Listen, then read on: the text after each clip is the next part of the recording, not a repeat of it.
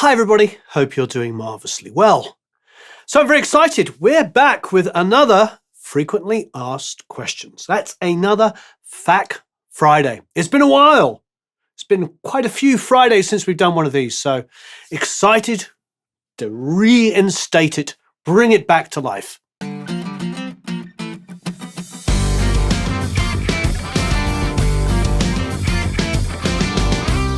So I hope you're having a lovely day, a marvelous day even. There's a couple of things. First of all, I wanted to talk about this. I thought it might be kind of fun to do in these FAQ Fridays, maybe a guitar of the day.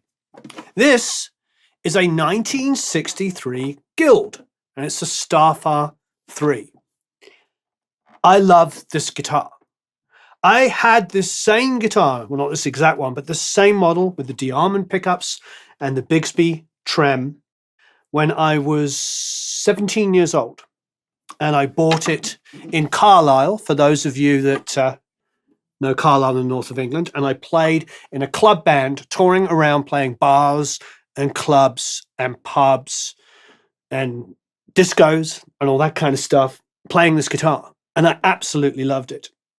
And then due to unforeseen circumstances, i.e. needing to pay rent and needing to buy a Boss DD delay pedal, I think it was a DD2 delay pedal, I sold it.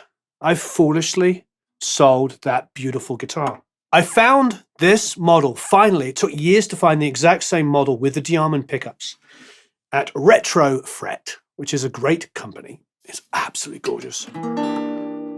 It has been set up by Paris Pat. It's P-A-T-T, Paris Pat.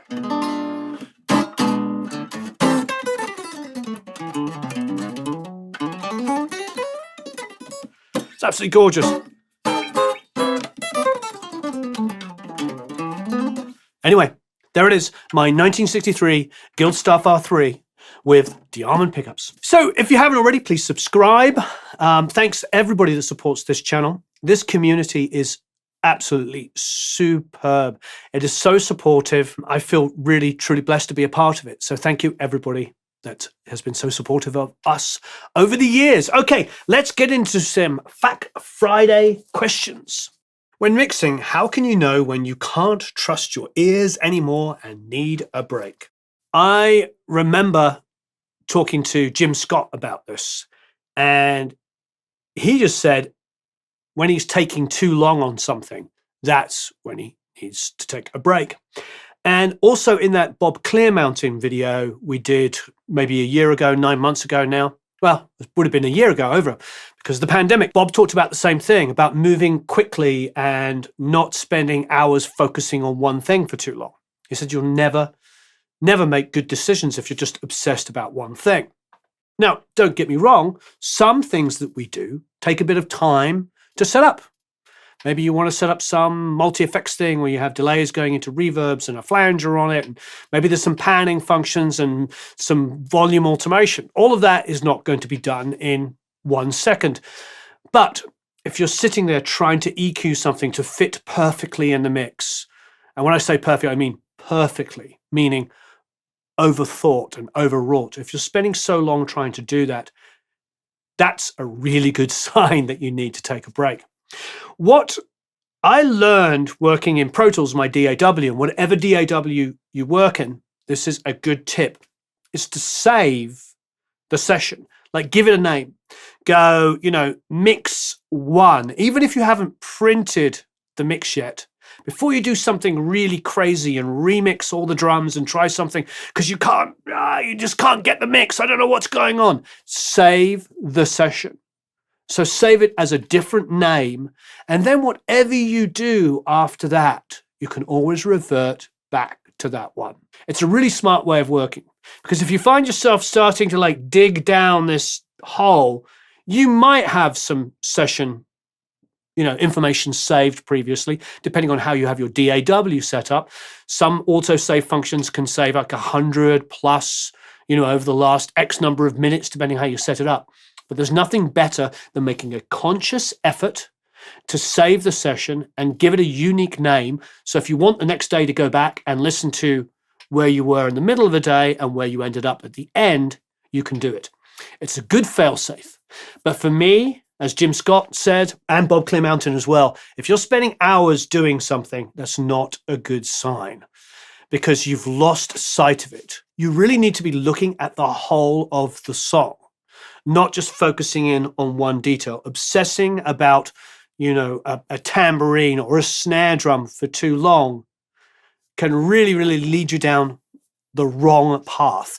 You need to hear how the snare drum sounds in the mix rather than how did the snare drum sound on its own. So make sure you save that before session, that before mix, so that you have great perspective when you come back and listen and see, did I really need to spend 3 hours tweaking the snare? Oh, because you'll come back and there may be a problem in the snare, but with the fresh ears, you hear it instantly. You know what to do. With tired ears, you listen to it and you know it's wrong, but you don't know what the solution is. And just remember, all of the best mixers in the world take frequent breaks and work quickly. So create that kind of atmosphere where you can stand back and give yourself really good perspective.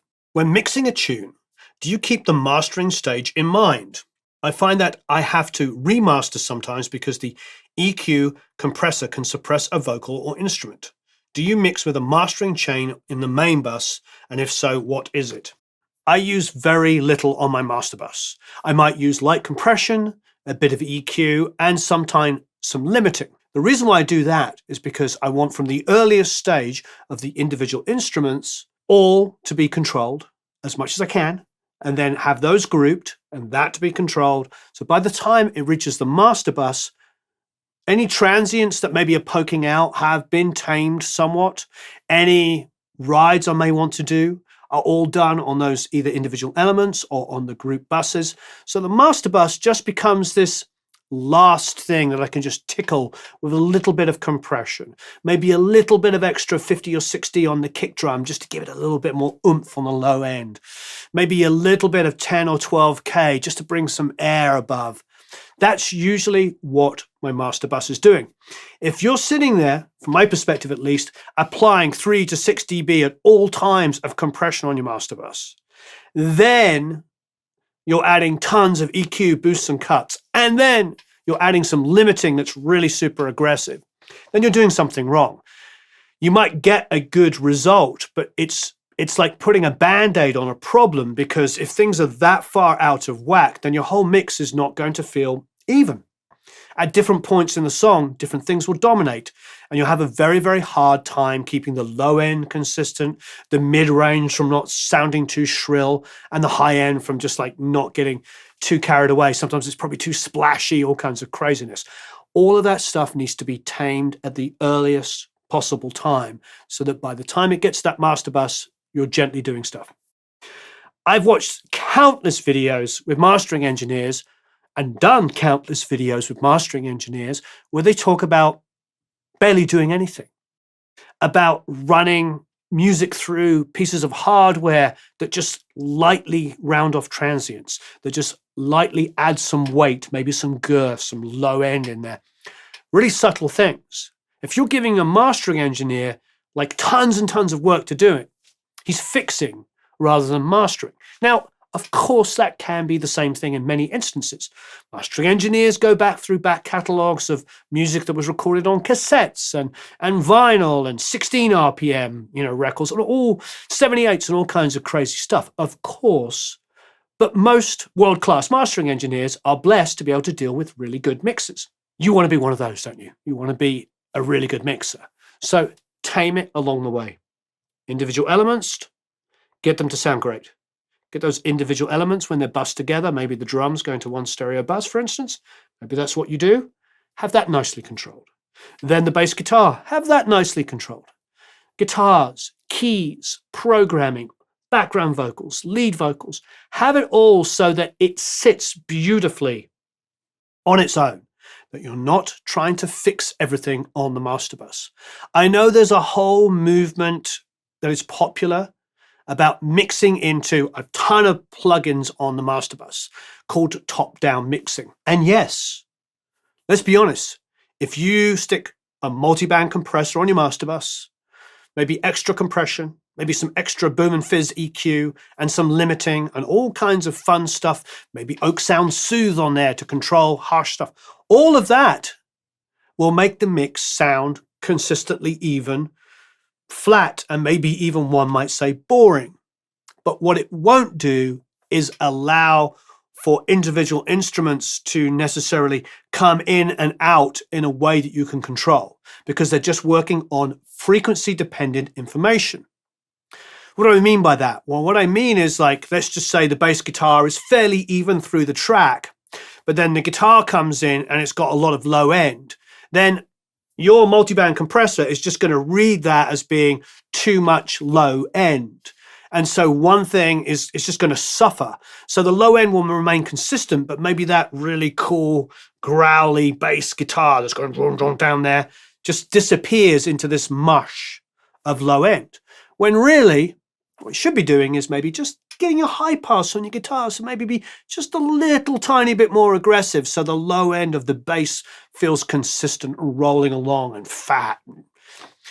That's the point, is like, doing everything on your master bus, loading it with multiband and fancy plugins is great to give you a good, even sounding result, but it isn't necessarily going to give you a good or a great mix. It's just going to give you even frequencies. Of course, put a multiband on there, use it aggressively, everything will come out blob, but it will not be a mix that you will enjoy. So get all of those details sorted out at the earliest possible stage so you can have some fun mixing and really creating a soundscape which is super interesting and realizes all of the ideas you have, rather than just mixing for the sake of getting something that sounds loud and flat. There's so much more to mixing. It's more of an emotional thing. Like, you want certain sections to be a little bit jarring, maybe a bit more high mids and aggressive in that chorus, so it's screaming. Maybe that high line on either the guitar or a keyboard line fighting with the vocal. Thing is, put a multiband on that, it's going to be like, oh, that really aggressive guitar needs to be, let's just compress those frequencies down, and suddenly all of that ripping, exciting part is now or the distorted key line that you just put in there just turns into niceness. So remember that. For me, honestly, and any great mixer you'll ask, solve all of the issues before you get to the master bus. Use the master bus to gently tickle things in. When I was mixing through the console exclusively, and anybody that still mixes exclusively through a console, it's usually an SSL bus compressor. Even people I know on Neves usually have a 4000 bus compressor. Very popular. All the Focusrite Red is obviously very popular. Lots of people use that. 2 to 3 dB of gain reduction on that, and maybe some Pultex or, of course, GML. The George Massenburg EQs are very, very popular as well. And just slight moves on those EQs. That's it. And your favorite records and some of the greatest albums ever recorded and mixed were done within those kind of parameters, and still sounded loud and open and huge and deep and wide and all the things that we want. So make the mix work all the way in its elements and do the least amount on the master bus. I personally, when I'm mixing in the box, don't even put plugins on the master bus until right near the end, because I want that mix to be amazing. I recently did a course with Slate. We'll put a link down there, the Slate course. I was really super happy with the mix, and then I added 2 or 3 plugins at the very, very end. I loved the mix, and what was great, with those couple of plugins, I was able to take the mix even further. I was really, really happy with the results, but I needed that clarity, the ability to get a great sounding mix, to hear what the benefit of those plugins were. If I'd started with those plugins, I think what would have happened, quite frankly, is I would have mixed into them and got the same results as not using the plugins. Does that make sense? I basically would have got a pretty darn good mix, but I wouldn't have taken it to the next level. It's like, I want to leave myself something to do. I always remember my grandparents used to say to me, put the coat on when you get outside so you can feel the benefit. Do you remember that? Whether you agree with that or not, I like the thinking. It's the same kind of idea. It's like, You walk outside, it's chilly, you put a coat on, you're like, oh, that's better. I just put the coat on. You know, it's an old-fashioned idea, but I think it sort of makes sense with the mix. Get that mix sounding as great as you can, and then put that stuff on the master bus right near the end. And then you can really take it to the next level. And also, one last thing. I don't want to slam it so hard with an inch of its life, so there's absolutely nothing left for a mastering engineer to do. I like to have it still breathe a little bit and just let that last bit of tickling be done either by me as a separate time when I master it, or by, of course, an amazing mastering engineer. I'm engineering and mixing a song that has some vocals in a lower register. How do we get those to cut through the mix? It seems like I should use less reverb on them than the higher vocals, or they become muddy. What processing can I use? I love that detailed question. So I don't know who asked it, but fantastic question. When you're talking about low frequency instruments, bass drums, kick drums, bass guitars, bass synths, and in this instance, a low register vocal, I don't necessarily avoid reverb on any of those things. I avoid low frequency reverb because, as you're pointing out, the reverb will make it sound muddy.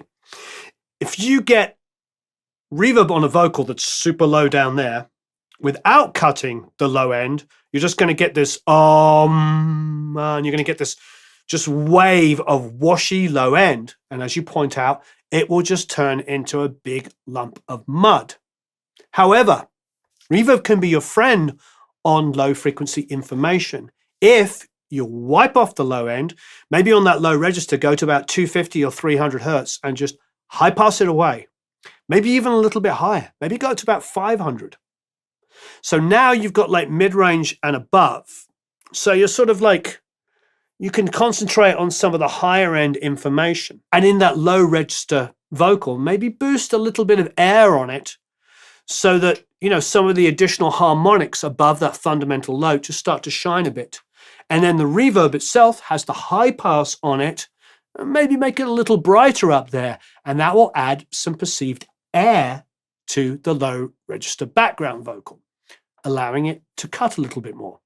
I have found that over the years with low register stuff, I will EQ the vocal to have some brightness to it, then de-ess it, and then EQ it and de-ess it. I might do it 2 or 3 times because it will add an overall sort of halo of air around a low register vocal, but at the same time, it will stop it getting harsh on any S's. And of course, if S's get really out of control, rather than audition 50 different plugins to find the right one to de-ess it, I'll just go in there and turn the S's down. Or I'll use the Bob Clearmountain trick and find the fundamental frequency and then just run a volume automation on it. You can watch that video as well. That's a good one. So the reality is like, that's the way it works for me, just to give it a little bit of a halo. Now, often, this is a good tip that I've done with many, many producers. I did this with Dave Jordan. This is something that Jack Douglas will do all over records, is if you do have like a line, like a vocal line that's maybe down here, maybe get a guitar. So maybe the line is, why not double it with a guitar part or with a key going down, down, down, down, bum, and it will strengthen the melodic part of it. People do stuff like that.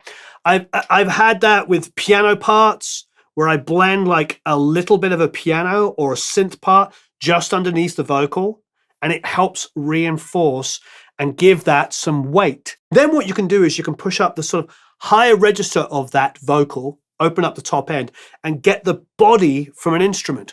Again, it really depends on the song, depends on how exposed it is. If it's super exposed, it might not work. If it's super exposed, it might work because it might be an interesting thing to add. However, think about that. Think about maybe backing it with a guitar line, backing it with a synth line, or backing it with a piano.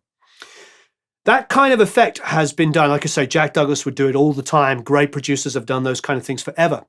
Pianos on heavy guitars, like playing like chord sequences, like just going ground, ground, ground, ground, and just doing octave pianos, dong, dong, dong, dong, and blending them up underneath.